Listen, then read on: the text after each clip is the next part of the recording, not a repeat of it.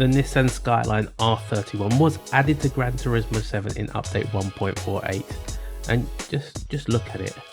This car just looks absolutely stunning. It's an icon, and it's only right that we try and soup this car up a little bit, because that's what you do with Skylines. You tinker with them and you modify them and you soup them up to go faster than what they came out of the factory. And that's what we're going to do. We're going to soup this car up, get a nice little build on it, and take it to Circuit de la Sarthe and try and earn some credits using this Nissan Skyline.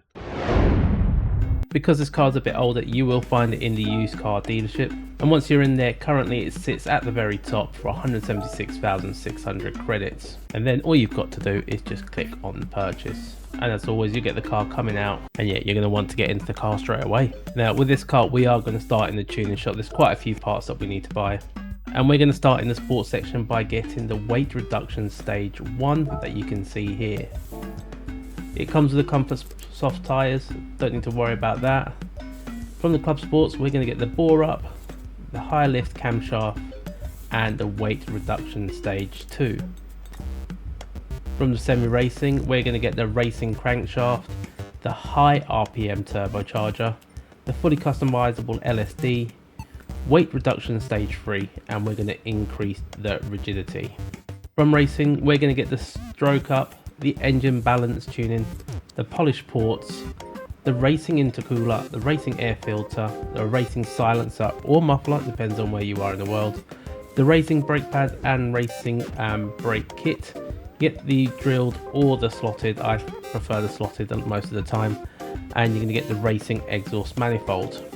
You're going to get the fully customizable suspension, racing clutch and flywheel, and the fully customizable racing transmission.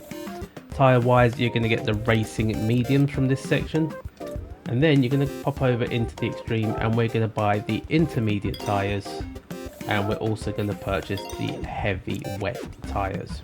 From the ultimate, we're going to get the titanium connecting rods and pistons, and then that's all you need to buy from here. We then still need to go and make a few other changes, so we need to pop over into GT Auto, into car maintenance and service. And from here, you are going to go and install the wide body. Now, I've already installed it on this one. Still from GT Auto, we're going to go into car customization. From here, we're going to go and get some nice rims. So it doesn't really matter which ones you would get. I do have a preference for these. And you're going to do these in the wide offset, the wide width, and we're going to get 17-inch alloy wheels in this one. We're then going to go into custom parts. We're going to get the front type A. On the sides, we're also going to get type A. On the rear, we're going to get type B. And we're going to get the type B wing as well on the rear. Racing items, I've installed the bonnet pins type A, the tow hook, and I've installed roll cage type C. Once we've got all those parts, it's now time to go into the garage and tune it. From the garage, we're going to go into car settings, and we want to make sure that this is on the racing medium tyres.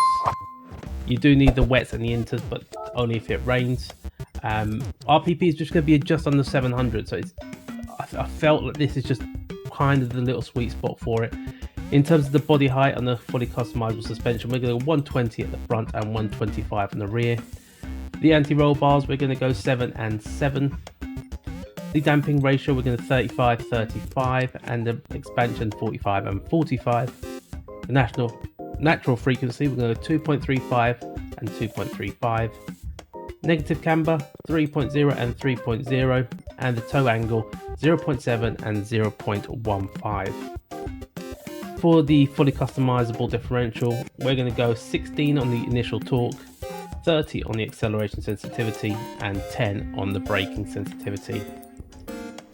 Downforce wise, you can max this out at 200 at the front and 250 at the rear. Don't need to worry about the ECU and any ballast on this one, and top speed, we'll just leave that as standard at 270.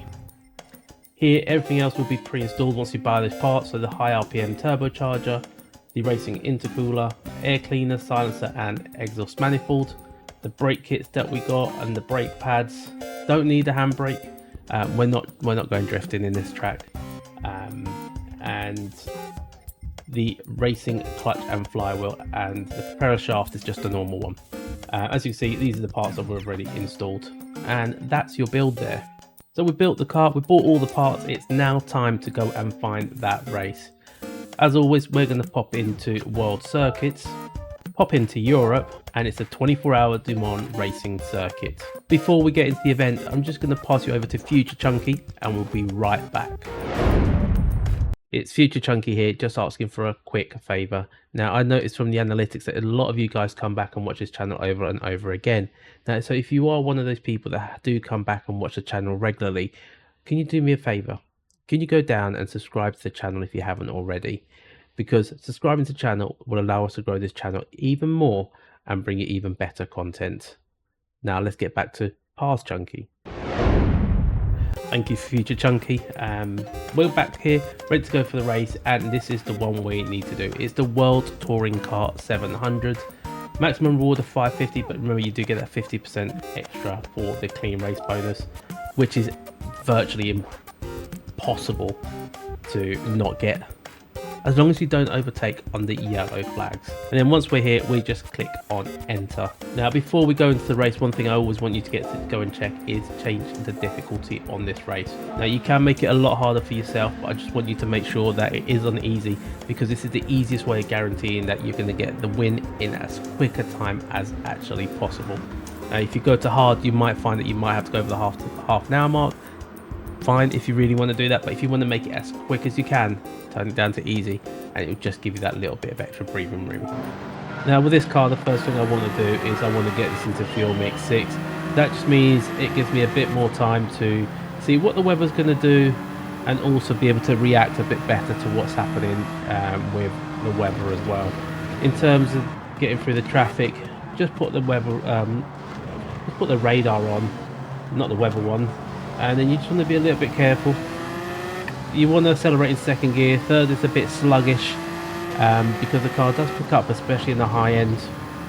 And around the corners, because we've gone for so much downforce, the car is actually pretty good to handle. It handled is quite stable as well. The only problem you're going to have though is when you're on the straights, you will not be breathing past cars as easily as you would have done with some of the other builds that we've done here on the channel. But you do see these cars just going further and further back. What it will also allow you to do though is it will allow you to sit into slipstream, and that also has the benefit of saving a little bit of extra fuel because you're not having to cut through the air. Look for your braking points. About the 100 meters roughly is where you want to start braking. Get the car down to second for rotation and also for acceleration. And then get into third gear as soon as you possibly can, probably around the 80% revs, and then sit in the slipstream to get past these guys again. As we're going to approach the Porsche corners, you'll notice that compared to some of the other races, we're not even near the front yet, and that's in part due to the high amount of downforce. It just means on that straight we are not being able to make as much ground as we possibly could. But what it does mean is, going through the infield here, you're going to have so much more grip compared to the other cars. The car's actually just going to stick a little better. You're going to be building that time that you would have lost on the straight. What it also means is when it starts raining, you're going to have a lot more grip than those AI as well. As you can see, it's taken to the kind of the start end of the first sector of lap 2 for us to take the lead. We've still got 3.3 laps of fuel to go, so that will bode us well to do a 4-lap stint, which currently means if the weather didn't change, would be a one-stop rain. Obviously we don't know what's going to happen with the weather, but that does mean we'll have a bit of chance. Going under the Dunlop Bridge on lap 3, there is a little bit of rain in the air.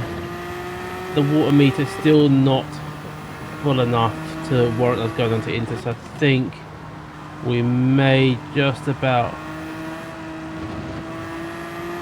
be able to get away with it. Now with this strategy, we can see that on lap 4, or at the end of lap 3 going into lap 4, the AI has started to pit.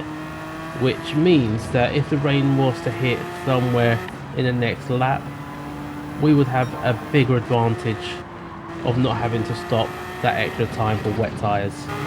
And as you can see, because we stayed out that one extra lap, we've actually been able to see what the weather's doing. So we're going to go in, get our fuel, but also we're going to go in and change our tyres onto the intermediates, because they look like they might be the tyre that we need to finish off the race. So once you come in, make sure you click the intermediates, and then we're going to fuel the car to the full brim. And as the car comes in for the pit stop, don't forget, head over to GT Omega, use the code CHUNKYGT at checkout, and you get an extra 5% discount. The car is full, we're out on track, we're still in the lead, and we are on the intermediate tyres, which means that with the weather that's coming in, the AI is probably going to need to go in and do another pit stop, which is just what we need. While it's still a little bit dry, just be a little bit more careful on your tyres. And here it is, the heavens have opened. There is AI going into the pits, and we are on the right tyre at the right time. Now when it's raining, there's a few things you need to think about. Remember, the track is going to be a bit slipperier, so going into your braking zones, you want to start braking a little bit earlier than you normally do.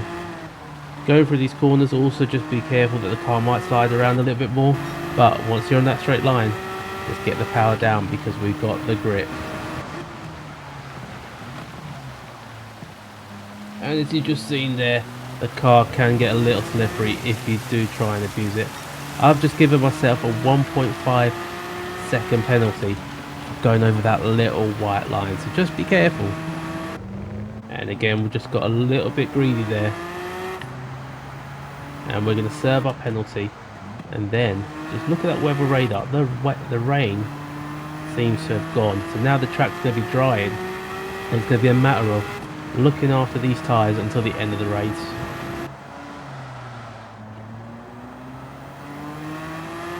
As you've seen there, I just got a little bit out of control, so one thing that's worth doing is, if you do feel like you're struggling, don't be scared of getting that traction control up and just giving yourself that little bit of extra grip. Contrary to what some people might say, there is no shame at all in using traction control.